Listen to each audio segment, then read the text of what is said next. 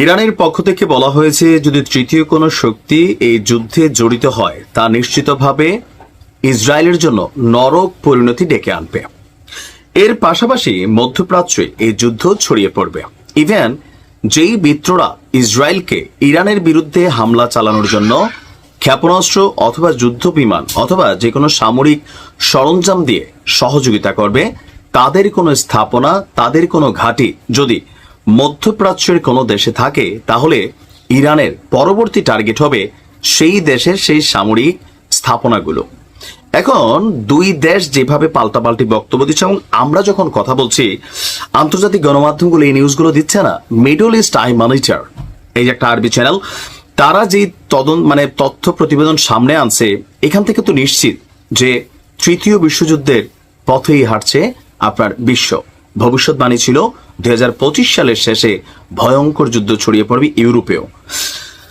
দর্শক, আপনার ইরানের হামলায় ইসরায়েলের প্রতিরক্ষা ক্ষেপণাস্ত্রের অবস্থা খুবই বাজে অবস্থা। আমরা বলছিলাম যে ইরানের পতাকা ফাঁদে তাদের যে আকাশ প্রতিরক্ষা সিস্টেম, সেটা অনেকটা ব্যর্থ হয়ে গেছে। ইভেন মেশিনারির সংকট আছে।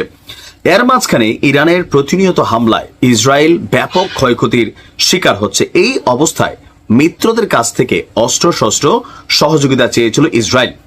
ইসরায়েলের আয়রন ডোম এবং আকাশ প্রতিরক্ষাকে আরো শক্তিশালী করার জন্য এবার মিত্র রাষ্ট্র যুক্তরাষ্ট্র এবং জার্মানি থেকে বড় ধরনের সামরিক সরঞ্জামের এক চালান নেমেছে।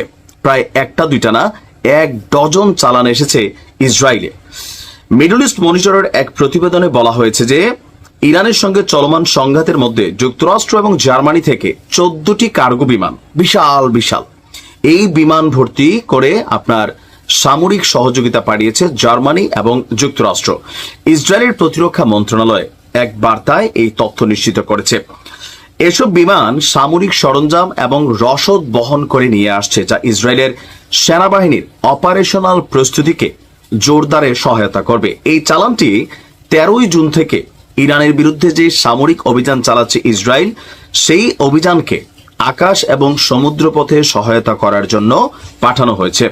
বলা হয়েছে যে আপনার এ পর্যন্ত আপনি দেখেন 2023 সালের 7ই অক্টোবর থেকে 25 জুন, 2 বছরের কাছাকাছি 800রও বেশি কার্গো বিমান পাঠিয়েছে এই রাষ্ট্রগুলো।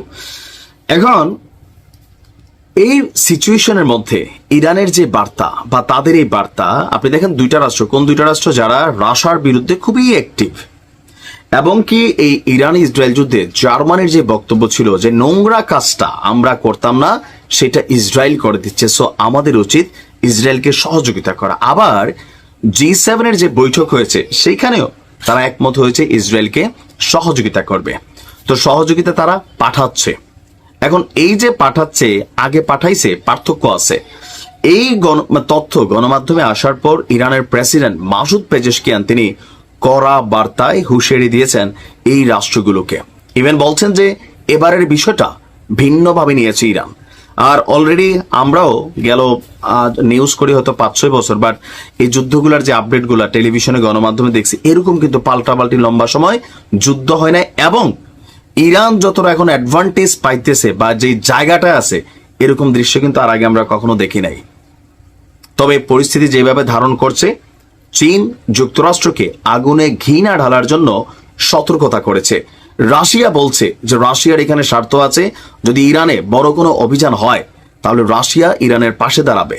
তার মানে একটা বিশ্বযুদ্ধের দিকে ধাবিত হচ্ছে এই যুদ্ধ। আল্লাহ হেফাজত করুক। আসসালামু আলাইকুম।